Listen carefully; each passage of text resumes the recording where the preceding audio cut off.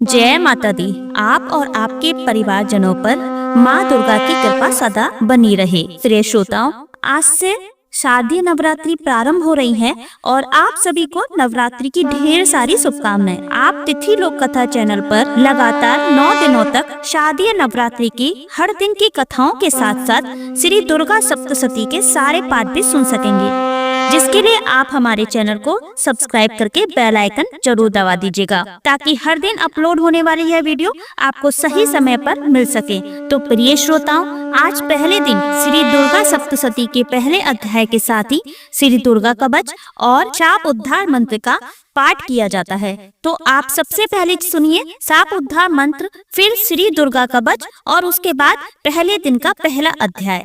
तो सबसे पहले दिन हाथ में जल और पुष्प लेकर श्री दुर्गा सप्तशती के पाठ पढ़ने का संकल्प लेना चाहिए। फिर शताब्दों मंत्र का उच्चारण 7 बार करना चाहिए, जिसे आप पहले दिन और अंतिम दिन जरूर करें। मंत्र इस प्रकार है: ओम ह्रीं क्लीं श्रं क्लीं क्लीं चंडिका देव शपो नाशा अनुग्रह कुरु कुरु स्वाहा।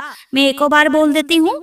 ओम ह्रीं क्लीं श्रं क्लीं क्लीं चंडिका देव शपो नाशा अनुग्रह कुरु कुरु स्वाहा। कैसा शापोद्धार मंत्र कहलाता है। इसके बाद उत्कीलन मंत्र का जाप करना चाहिए, जिसका आपको 21 बार जाप करना होता है। मंत्र इस प्रकार है: ओम श्रीं क्लीं ह्रीं सप्तशती चंडिके उत्कीलन कुरु कुरु स्वाहा। तो अब सुनिए श्री दुर्गा देवी कवच पाठ। कहा जाता है कि संसार में जितने भी कवच पाठ हैं, उन सभी में श्री दुर्गा कवच पाठ सबसे उत्तम होता है और माँ दुर्गा का यह कवच संसार के सभी 18 पुराणों में सबसे अधिक शक्तिशाली कवच माना जाता है। कहा जाता है जो भी भक्त श्रद्धा के साथ इस कवच का पाठ कर लेता है, फिर उसे कभी किसी प्रकार का कोई भय नहीं रहता। मार्कंडेय ऋषि के अनुसार श्री दुर्गा कवच का पाठ स्नान करके किसी आसन पर बैठकर पूर्व दिशा की ओर मुंह करके ही करना चाहिए। इस पाठ को जो भी व्यक्ति नवरात्रि के दिनों में नियमित रूप से करता है, माँ दुर्गा उनकी हर प्रकार से रक्षा करती हैं। महर्षि मार्कंडेय जी बोले, हे पितामह, संसार में जो गुप्त हो और जो मनुष्य की सब प्रकार से रक्षा करता हो और जो आपने किसी को आज तक बताया ना हो, वह कवच मुझे बताइए। श्री ब्रह्मा जी कहने लगे, अत्यंत गुप्त व सब प्राणियों की भलाई करने वाला कवच मुझसे सुनो। प्रथम शैलपुत्री, दूसरी ब्रह्मचारिणी, तीसरी चंद्रघंटा, चौथी कूष्मांडा, पांचवी स्कंद माता, छठी कात्यायनी, सातवीं कालरात्रि, 8वीं महागौरी, 9वीं सिद्धिदात्री। यह देवी की 9 मूर्तियां और यह नव दुर्गा कहला। आग में जलता हुआ, रण में शत्रु से घिरा हुआ, विषम संकट में फंसा हुआ मनुष्य यदि दुर्गा के नाम का स्मरण करे तो उसको कभी भी हानि नहीं होती। रण में उसके लिए कुछ भी आपत्ति नहीं और ना उसे किसी प्रकार का दुख या डर ही होता है। हे देवी, जिसने श्रद्धा पूर्वक तुम्हारा स्मरण किया है उसकी वृद्धि होती है और जो तुम्हारा चिंतन करते हैं उनकी तुम निसंतान रक्षा करने वाली हो। चामुंडा प्रेत पर, बराही भैंसे पर, रोत्री हाथी पर, वैष्णवी गरुड़ पर अपना आसन जमाती हैं। माहेश्वरी बैल पर, कुमारी मोर पर और हाथ में कमल लिए हुए विष्णु प्रिया लक्ष्मी जी कमल के आसन पर विराजित है। बैल पर बैठी हुई ईश्वरी देवी ने श्वेत रूप धारण कर रखा है और सब प्रकार के आभूषणों से विभूषित ब्रह्मा देवी हंस पर बैठती हैं और इस प्रकार यह सब देवियों सब प्रकार के योगों से युक्त और अनेक प्रकार के रत्न धारण किए हुए हैं। भक्तों की रक्षा के लिए संपूर्ण देवियां रथ में बैठी तथा क्रोध में भरी हुई दिखाई देती हैं तथा चक्र, गदा, शक्ति, हल और मूसल, खेटक और तोमर, परशु तथा पाश, भाला और त्रिशूल एवं उत्तम सारंग आदि शास्त्रों को दैत्यों के नाश के लिए और भक्तों की रक्षा के लिए और देवताओं के कल्याण के लिए धारण किए हैं। हे महारुद्रे, अत्यंत घोर पराक्रम, महान बल और महान उत्साह वाली देवी, तुमको मैं नमस्कार करता हूँ। हे देवी, तुम्हारा दर्शन दुर्लभ है तथा आप शत्रुओं के भय को बढ़ाने वाली हैं। हे जगदम्बिके, मेरी रक्षा करो। पूर्व दिशा में ऐन्द्री मेरी रक्षा रक्षा करें। अग्निकोण में अग्नि शक्ति, दक्षिण में बराही देवी, नैषणिक कोण में खड़ग धारिणी देवी मेरी रक्षा करें। बारुणी पश्चिम दिशा में, वायु कोण में मृगवाहिनी, उत्तर में कौमारी और ईशान में शूल धारिणी देवी मेरी रक्षा करें। ब्रह्माणी ऊपर की ओर से मेरी रक्षा करें और वैष्णवी देवी नीचे की ओर से मेरी रक्षा करें। और इसी प्रकार का शप्परवैठी चामुंडा देवी दसों दिशाओं में मेरी रक्षा करें। जया देवी आगे, विजया पीछे की ओर, अजिता बाईं ओर, अपराजिता दाहिनी ओर मेरी रक्षा करें। अधोतिनी देवी शिखा की रक्षा करें तथा उमर सिर में स्थित होकर मेरी रक्षा करें। इसी प्रकार मस्तक में मालाधारी देवी रक्षा करें और यशस्विनी देवी मेरी बाहों का संरक्षण करें। बाहों के मध्य भाग में त्रिनेत्रा नथुनों की यम घंटा देवी रक्षा करें। नेत्रों के मध्य में शंखनी देवी और द्वारवासिनी देवी कानों की रक्षा करें। कपोलों की कालिका देवी और कानों के मूल भाग की भगवती शंकरी रक्षा करें। सुगंधा नासिका में और चर्चिका ऊपर के होठ में, अमृत कला नीचे के होठ की, सरस्वती देवी जीभ की रक्षा करें। कुमारी देवी दांतों की और चंडिका कंठ प्रदेश की रक्षा करें। चित्र घंटा गले की घंटी की और महामाया तालु की रक्षा करें। कामाक्षी थोड़ी की, सर्वमंगला वाणी की रक्षा करें। भद्रकाली गर्दन की और धनुर्धरी पीठ के मेरुदंड की रक्षा करें। कंठ के बाहरी भाग की नील ग्रीवा और कंठ की नली की नलकुबरी रक्षा करें। दोनों कंधों की खड्गिनी और ब्रजधारिणी मेरी दोनों बाहों की रक्षा करें। दंडनी दोनों हाथों की और अंबिका देवी समस्त उंगलियों की रक्षा करें। सुलेश्वर देवी संपूर्ण नखों की, कुलेश्वरी देवी मेरी कुच्छी की रक्षा करें। महादेवी दोनों स्तनों की, शोक विनाशिनी मन की रक्षा करें। ललिता देवी हृदय की, शूलधारिणी उदय की रक्षा करें। कामिनी देवी नाभि की, गुहोश्वरी गुहा स्थान की, पूतना और कामिका लिंग की और महिष वाहिनी गुदा की रक्षा करें। संपूर्ण इच्छाओं को पूर्ण करने वाली महाबला देवी दोनों जंघाओं की रक्षा करें। विंध्यवासिनी दोनों घुटनों की और तेजस्वी देवी दोनों पावों के पृष्ठभव की, श्रीधरी पावों की उंगलियों की, स्थलवासिनी तलुओं की, दष्ट्रा करालिनी देवी नखों की, ऊर्ध्व केसनी केसों की, बागेश्वरी वाणी की रक्षा करें। रोम बलियों के छिद्रों की, कोवेरी और त्वचा की बागेश्वरी देवी रक्षा करें। पार्वती देवी रक्त, मज्जा, बसा, मांस, हड्डी की रक्षा करें। कालरात्रि आंतों की रक्षा करें। मुकुटेश्वरी देवी पित्त की, पद्मावती कमला कोश की, चूड़ामणि कफ की रक्षा करें। ज्वालामुखी नसों के जल की रक्षा करें। अवेदा देवी शरीर के सब जोड़ों की रक्षा करें। ब्राह्मणी मेरे वीर्य की, छतेश्वरी छाया की और धर्म धारिणी मेरे अहंकार, मन तथा बुद्धि की रक्षा करें। प्राण अपान समान उदान और व्यान की वज्र हस्ता देवी रक्षा करें। कल्याण शोभना मेरे प्राण की रक्षा करें। रस रूप गंध शब्द और स्पर्श इन विषयों का अनुभव करते समय योगिनी देवी मेरी रक्षा करें तथा मेरे सत्व गुण, रजोगुण, तमोगुण की रक्षा नारायणी देवी करें। वायु की रक्षा बराही देवी करें। वैष्णवी धर्म की तथा चक्रिणी देवी मेरी यश, कीर्ति, लक्ष्मी, धन, विद्या की रक्षा करें। इंद्राणी मेरे शरीर की रक्षा करें। और हे चंडिके, आप मेरे पशुओं की रक्षा करिए। महालक्ष्मी मेरे पुत्रों की रक्षा करें और भैरवी मेरी पत्नी की रक्षा करें। मेरे पति की सुपथा तथा मार्ग की क्षमा करी देवी रक्षा करें। राजा के दरबार में महालक्ष्मी तथा सब ओर व्याप्त रहने वाली विजया देवी चारों ओर से मेरी रक्षा करें। जो स्थान रक्षा से रहित हो और कवच में रह गया हो, उसकी पापों का नाश करने वाली जयंती देवी रक्षा करें। अपना सुख चाहने वाले मनुष्य को बिना कवच के एक पग भी कहीं नहीं जाना चाहिए, क्योंकि कवच रखने वाला मनुष्य जहाँ जहाँ भी जाता है वहाँ वहाँ उसे अवश्य धन लाभ होता है तथा विजय प्राप्त करता है। वह जिस अविष्ट वस्तु की इच्छा करता है वह उसको इस कवच के प्रभाव से अवश्य मिलती है और वह इसी संसार में महा ऐश्वर्य को प्राप्त होता है। कवचधारी मनुष्य निर्भय होता है और वह तीनों लोकों में माननीय होता है। देवी का यह कवच देवताओं के लिए भी कठिन है। जो नित्य प्रति नियम पूर्वक तीनों संध्याओं को श्रद्धा के साथ इसका पठन पाठन करता है, उसे देव शक्ति प्राप्त होती है। वह तीनों लोकों को जीत सकता है तथा अकाल मृत्यु से रहित होकर 100 वर्षों तक जीवित रहता है।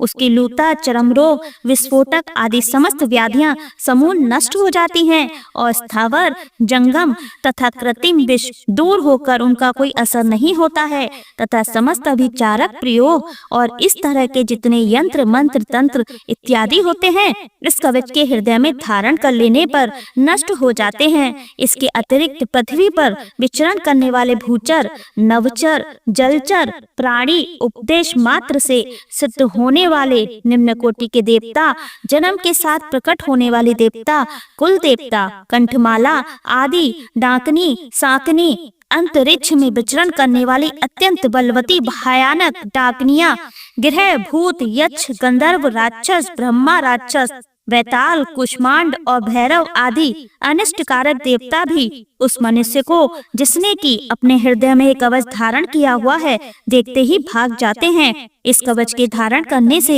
मान और तेज बढ़ता है। जो मनुष्य इस कवच का पाठ करके उसके पश्चात सप्तशती चंडी का पाठ करता है उसका यश जगत में विख्यात होता है और जब तक वन पर्वत और कनान आदि इस भूमंडल पर स्थित हैं तब तक यहाँ पुत्र पौत्र आदि संतान परंपरा बनी रहती है।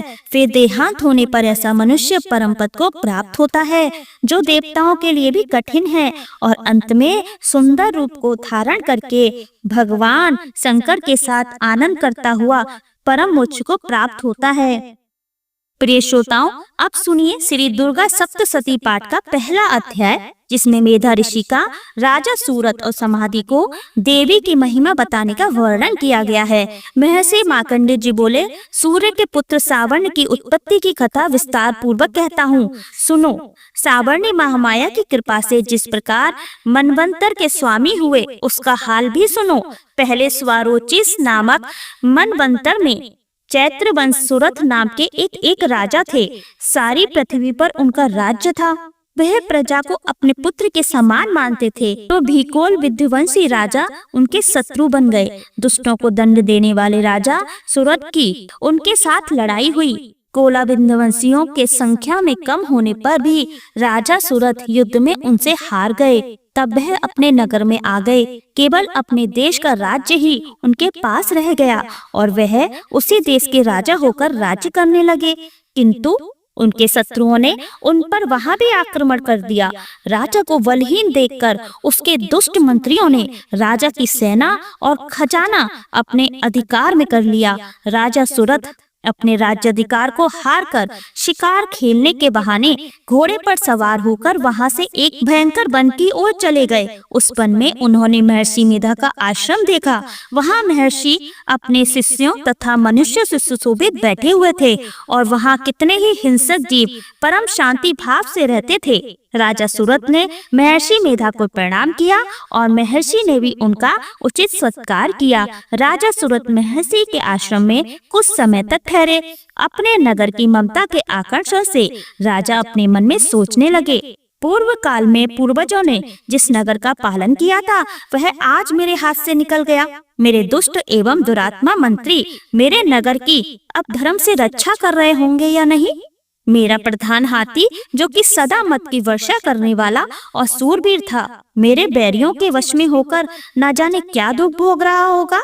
मेरे अज्ञानकारी नौकर जो मेरी कृपा से धन और भोजन पाने से सदैव सुखी रहते थे और मेरे पीछे पीछे चलते थे, वह अब निश्चय ही दुष्ट राजाओं का अनुसरण करते होंगे तथा मेरे दुष्ट एवं दुरात्मा मंत्रियों द्वारा व्यर्थ ही धन को व्यय करने से संचित किया हुआ मेरा खजाना एक दिन अवश्य खाली हो जाएगा। इस प्रकार की बहुत सी बातें सोचता हुआ राजा निरंतर दुखी रहने लगा। एक दिन राजा सूरत ने महर्षि मेधा के आश्रम के निकट एक वैश्य को देखा। राजा ने उससे पूछा, भाई तुम कौन हो? यहाँ तुम्हारे आने का क्या कारण है? और तुम मुझे शोकाग्रस्त अनमने से दिखाई देते हो, इसका क्या कारण है? राजा के यह नम्र वचन सुनकर वैश्य ने महाराज सूरत को प्रणाम करके कहा। वैश्य बोला, राजन, मेरा नाम समाधि है। मैं धनियों के कुल में उत्पन्न एक वैश्य हूँ। मेरे दुष्ट स्त्री पुत्रादिकों ने लोभ में मेरा सब कुछ छीन लिया है और मुझे घर से निकाल दिया है।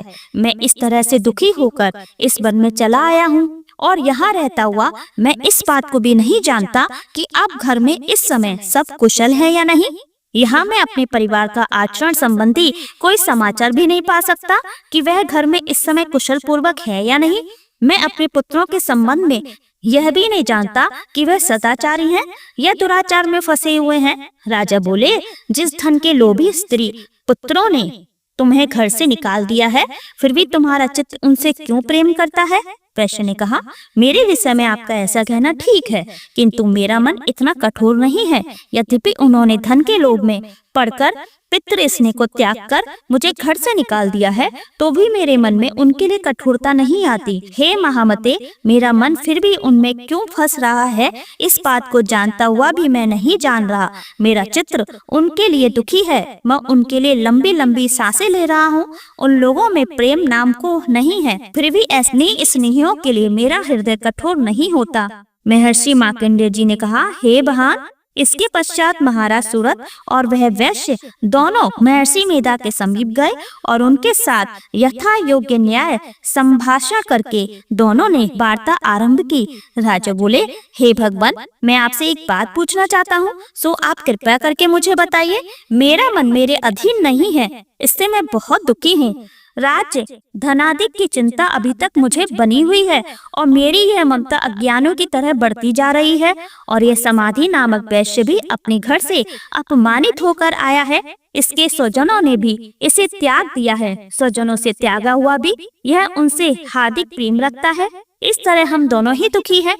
हे महाभाग, उन लोगों के अपगुणों को देखकर भी हम दोनों के मन में उनके लिए ममता जनित आकर्षण उत्पन्न हो रहा है। हमारे ज्ञान रहते हुए भी ऐसा क्यों है? अज्ञानी मनुष्यों की तरह हम दोनों में यह मूर्खता क्यों है?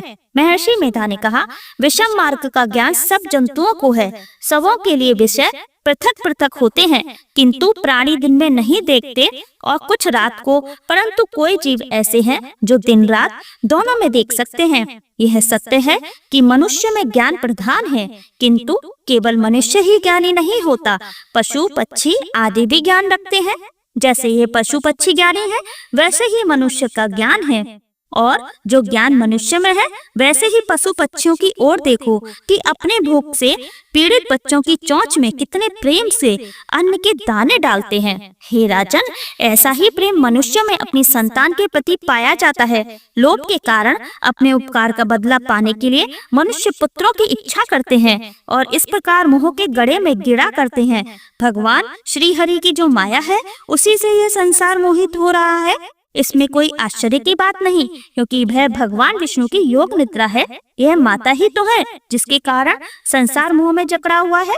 यही महामाया भगवती देवी ज्ञानियों के चित्त को बलपूर्वक खींचकर मोह में डाल देती हैं और उसी के द्वारा संपूर्ण जगत की उत्पत्ति होती है। यही भगवती देवी प्रसन्न होकर मनुष्य को मुक्ति प्रदान करती है और यही संसार के बंधन का कारण है तथा संपूर्ण ईश्वरों की भी स्वामिनी है। महाराज सूरत से पूछा, भगवान, वह देवी कौन सी है जिसको आप महामाया कहते हैं? हे ब्राह्म, वह कैसे उत्पन्न हुई और उसका कार्य क्या है? उसके चरित्र कौन कौन से हैं? प्रभु, उस जैसा प्रभाव हो, जैसा स्वरूप हो, वह सब ही कृपा करके मुझसे कहिए, मैं आपसे सुनना चाहता हूँ। महर्षि मेधा बोले, राजन, वह देवी तो नित्य स्वरूपा है। उसके द्वारा यह संचार रचा गया है, तब भी उसकी उत्पत्ति अनेक प्रकार से होती है। वह सब आप मुझसे सुनो। वह देवताओं का कार्य सिद्ध करने के लिए प्रकट होती हैं। उस समय वह उत्पन्न हुई कहलाती है। संसार को जल में करके जब भगवान विष्णु योग निद्रा का आश्रय लेकर शेष शैया पर सो रहे थे, तब मधु कैठम नाम के दो असुर उनके कानों के मेल से प्रकट हुए और वह श्री ब्रह्मा जी को मारने के लिए तैयार हो गए। श्री ब्रह्मा जी ने जब उन दोनों को अपनी ओर आते देखा और यह भी देखा कि भगवान विष्णु योग निद्रा का आश्रय लेकर सो रहे हैं, तो वह उस समय श्री भगवान के जगाने के लिए उनके नेत्रों में निवास करने वाली योग निद्रा की स्तुति करने लगे। श्री ब्रह्मा जी ने कहा, हे देवी, तुम ही स्वाहा, तुम ही स्वधा, तुम ही बशटकार हो। स्वर भी तुम्हारा ही स्वरूप है। तुम ही जीवन देने वाली सुधा हो। नित्य अक्षर प्रणव में आकार, उकार, मकार, इन तीनों में माताओं के रूप में तुम ही स्थित हो। इनके अतिरिक्त जो बिंदुपत अर्धमात्रा है, जिसका की विशेष रूप से उच्चारण नहीं किया जाता है, हे देवी, वह भी तुम ही हो। हे देवी, संध्या, सावित्री तथा परम जननी तुम ही हो। तुम इस विश्व को धारण करने वाली हो, तुमने ही इस जगत की रचना की है और तुम ही इस जगत का पालन करने वाली हो और तुम ही कल्प के अंत में सबको भक्षण करने वाली हो। हे देवी, जगत की उत्पत्ति के समय तुम सृष्टि रूपा होती हो, पालन काल में स्थित रूपा हो और कल्प के अंत में संहार रूप धारण कर लेती हो। तुम ही महाविद्या, महामाया, महामेधा, महारात्रि और मोहरात्रि हो। हे श्री ईश्वरी, और बोध स्वरूपा बुद्धि भी तुम ही हो। लज्जा, पुष्टि, तुष्टि, शांति और क्षमा भी तुम ही हो। तुम खड़ग धारणी, शूल धारणी, घोर रूपा तथा गदा, चक्र, शंख और धनुष के धारण करने वाली हो। बाण, भुशुंडी और परिग, यह भी तुम्हारे ही अस्त्र हैं। तुम सौम्य और सौम्यतर हो। यही नहीं बल्कि जितनी भी सौम्य तथा सुंदर वस्तुएं इस संसार में हैं, उन सबसे बढ़कर सुंदर तुम ही हो। पर और अपर सबसे पर रहने वाली सुंदर तुम ही हो। हे सर्व स्वरूपे देवी, जो भी सत असत पदार्थ हैं और उनमें जो शक्ति है वह तुम ही हो। ऐसी अवस्था में भला तुम्हारी स्तुति कौन कर सकता है। इस संसार की सृष्टि, पालन और संहार करने वाले जो भगवान हैं, उनको भी जब तुमने निद्रा के वशीभूत कर दिया है, तो भी तुम्हारी स्तुति कौन कर सकता है। मुझे भगवान विष्णु तथा भगवान शंकर को शरीर धारण कराने वाली तुम ही हो। तुम्हारी स्तुति करने की शक्ति किसमें है। हे देवी, तुम तो अपने इन उदार प्रभावों के कारण ही प्रशंसनीय हो। मधुर और कैठव जो भयंकर असुर हैं, इन्हें तो मुंह में डाल दो और श्री हरि भगवान विष्णु को भी जल्दी जगा दो और उनमें इनको मार डालने की बुद्धि भी उत्पन्न कर दो।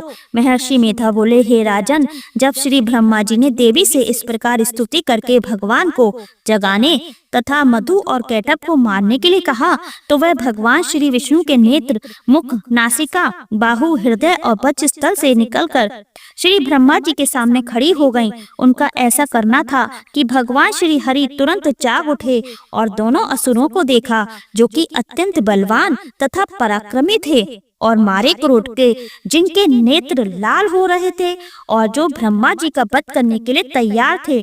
तब क्रुद्ध हो उन दोनों असुरों के साथ भगवान श्री हरि पूरे 5000 वर्ष तक लड़ते रहे।